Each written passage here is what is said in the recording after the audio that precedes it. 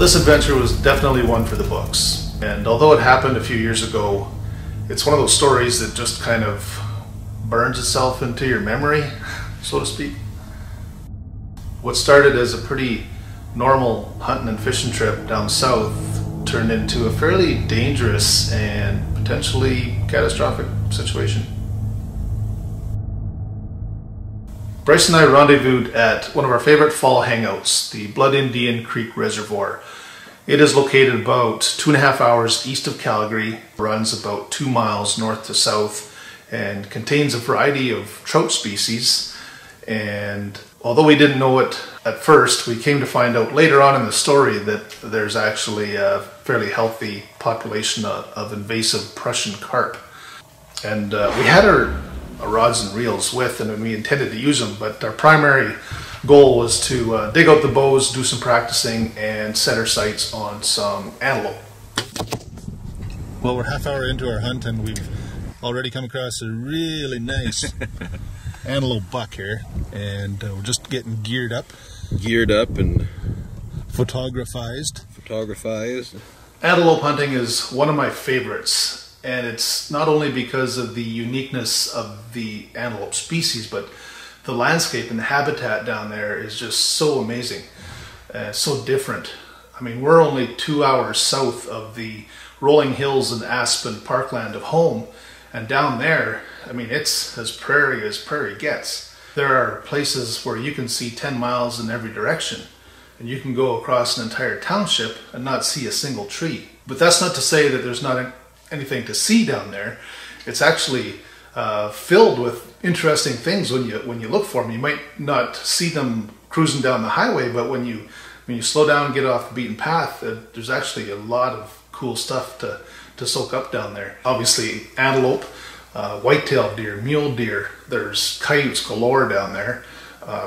You name it. There's even things like moose and elk have been spotted down there.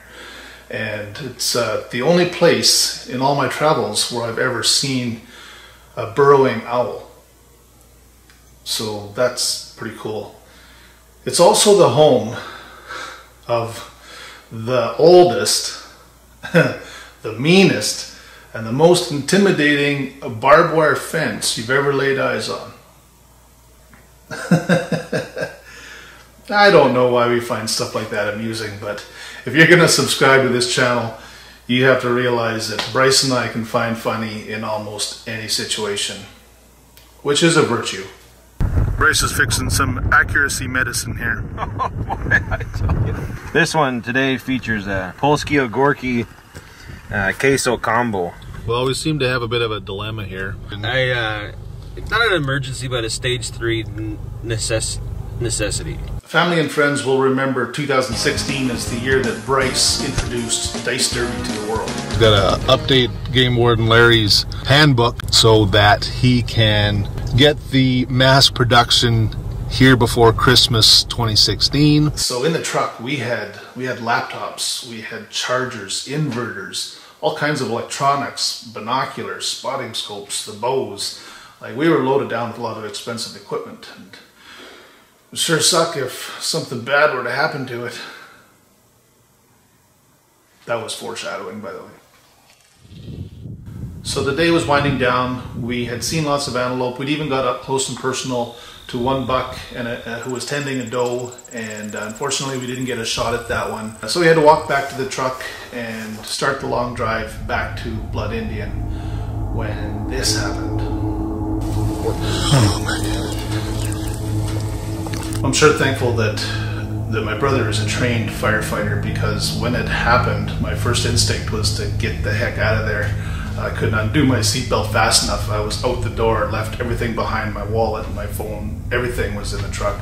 And once I got far enough away, I thought I was safe. I turned around and Bryce is throwing stuff out of the vehicle. I'm like, dude, what are you doing? We're back up there, Bryce. And he said, don't worry, we have a few minutes before the tires blow up. I'm like, oh, great. Okay, well, so I went back and helped him throw a bunch of stuff. And actually, we were able to salvage pretty much everything of value out of the cab, and which, by the way, the Oyen RCMP found very suspicious that my truck would burn up without anything of value in it.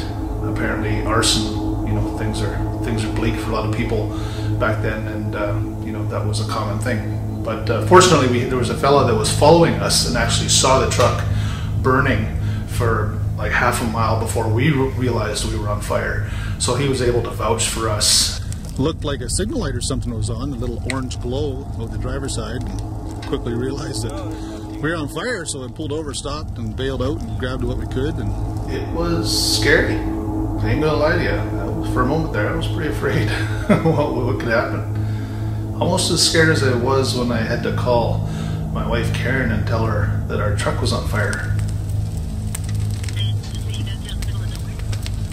Well, we were all day, which is a blessing that it didn't happen an hour ago. We were out in no man's land with no cell service, but nothing we could do. It's at the mercy of the situation, I guess, waiting for a fire truck to come from who knows where.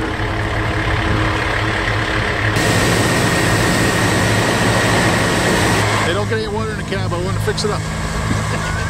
So we made it back to the campground finally about midnight, I think. Well, we made her back to the campsite here thanks to the services of some random Manfred in Oyen. Thanks, Manny. Thanks, Manny.